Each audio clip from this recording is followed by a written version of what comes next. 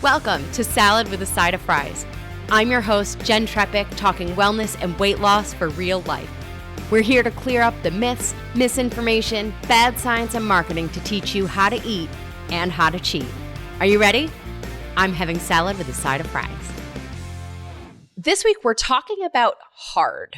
And what I mean is when we say something is hard. And as a health and lifestyle coach, I work with people toward living a healthier life. And on this podcast, we talk about making changes to live a healthier life. And maybe that means we want to wake up earlier. Maybe that means we want to eat different foods or not turn to food as a coping mechanism or change our default. These efforts are not easy. And often we will say to ourselves, or even say it to other people, it's hard. I've used the phrase, right? And I am always learning. I think it's part of what I love about this show is that it feeds my insatiable student piece. Now, recently, I saw something online that struck me about reframing the word hard. And then I was thinking more about it so that we could talk about it here. And I realized that they took what I saw, took it one step. And in order to really make things easier, we have to go another step further. Let me explain. So the thing I saw online was a guy saying this thing that the thing you want to do is hard. And he asked, is it hard or is it just uncomfortable? And at first I was like, yes, I love this idea. Because the thing that seems hard, maybe it's just new. And because it's new, it's uncomfortable. And that really resonated with me. Then as I do, I started to dig into how the brain works. And if you're a longtime listener of Salad with a Side of Fries, you know, I'm very particular about the words that I use. And we have a number of nutrition nuggets on specific words. We even have an episode called Going Against the Textbook where I talked about words that we use. So anyway, in looking at how the brain processes the word hard, and then how it processes the word uncomfortable isn't enough of a reframe to change how the brain reacts. So here's the thing. Okay, so the word hard leads to mental fatigue. It increases stress and decreases motivation. And it essentially, with all of that happens, it causes the brain to retract. It causes the brain to conserve energy and try to survive and protect the status quo. So this happens, it's a combination of neurotransmitters. So it increases glutamate, decreases dopamine. The amygdala, that is the part of the brain that detects threats. So that gets activated. And then it triggers the same pathways as physical pain and defensive self-preservation responses where it then shuts down and causes us to completely avoid the task, whatever it is. So clearly the word hard is not helping us. So then the guy said to use the word uncomfortable. Now, it was interesting to me to find out that this guy's reframe of uncomfortable ignites many of the same processes and pathways in the brain. So we end up with emotional alarm. It prevents thinking from the front of the brain, the prefrontal cortex, which is our higher order thinking and delayed gratification. It ignites the same survival mechanisms.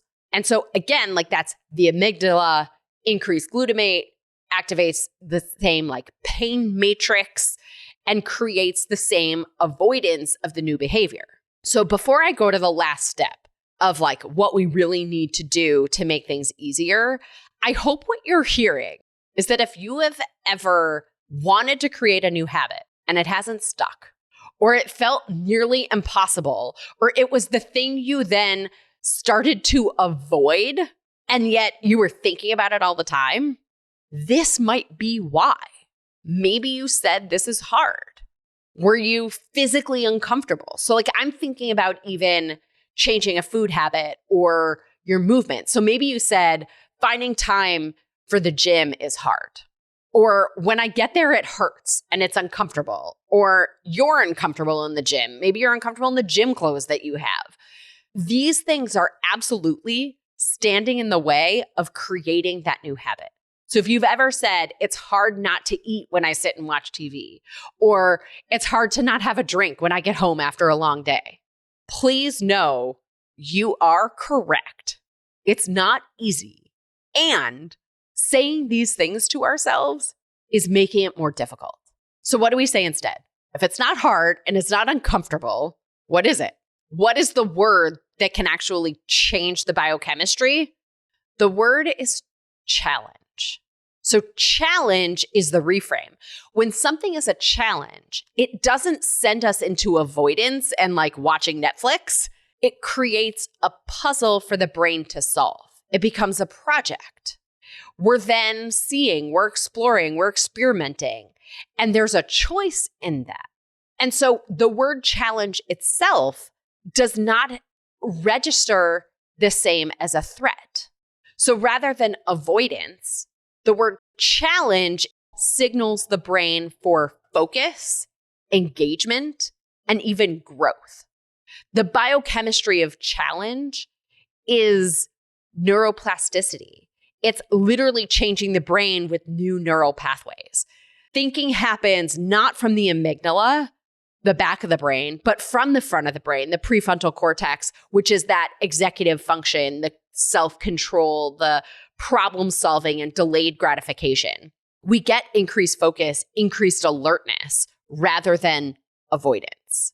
And while you still may have cortisol or adrenaline, like some of those stress-related things, the body interprets them as excitement and alertness rather than fight or flight, simply by changing the word to challenge instead of hard or uncomfortable. So we see, like, fundamentally, there is improved performance and capacity for new things. And like, I don't know if have you ever heard exercising the brain like a muscle? Yes. This is that. This is essentially part of that. Like the growth from challenge, from problem solving and experimenting is the brain's AMCC. It's the anterior mid-cingulate cortex that grows when we give persistent effort. So instead of like going back to those same examples, instead of saying it's hard to find time to go to the gym or move my body, we say, I'm challenging myself to go to the gym every day or 3 times this week. If we say it's hard to not eat when I sit and watch TV, or it's hard to not have a drink when I get home after a long day, yes, it's going to be hard. What if instead we said, I'm challenging myself to do something other than drink to help me unwind at the end of the day? Or I'm challenged by not snacking while I watch TV. I know for me, like even just hearing those things, like my brain starts to do other things. It starts to think about other scenarios and it gets creative of like, oh, well, here are other things I could do instead of having a drink when I get home.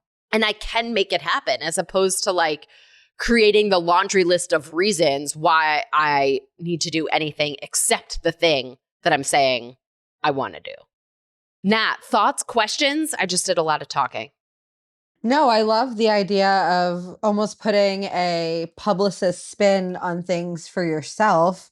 I mean, we have people manipulating us for their needs all the time. Like, why aren't we manipulating our own brains to give us the desired effect? And I like that you got rid of uncomfortable too, because let me tell you, if you have like a little bit of autism, uncomfortable is almost worse than hard. So I'm glad we went with challenge. I think that is more of a level serve all word for sure. Awesome. Yeah, it was a reframe for me too. And I was like, it's so interesting that I think like even just changing the words that we use can make it easier on ourselves to do the things. I always joke like sometimes this stuff feels like we're climbing Mount Everest naked and barefoot. And what if just changing one word completely changes how we approach it and it doesn't feel that way anymore? Like, wouldn't that be nice? So I think bottom line, anything you want to do, anything you want to change, it's not hard. It's not uncomfortable. It is a challenge.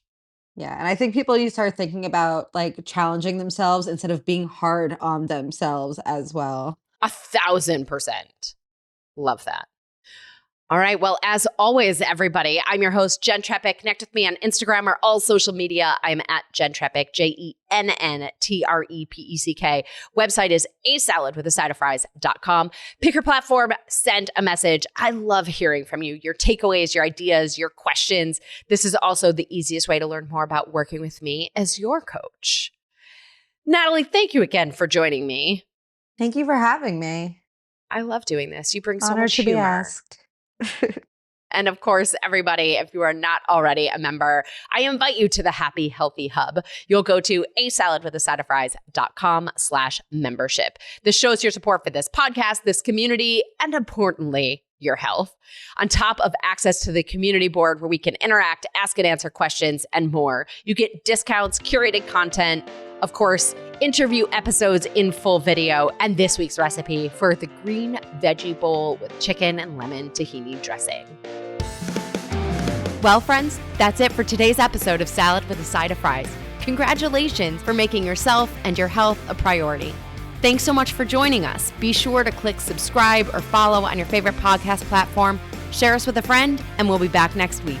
Always remember, you deserve it and you are worth it. Happy healthy.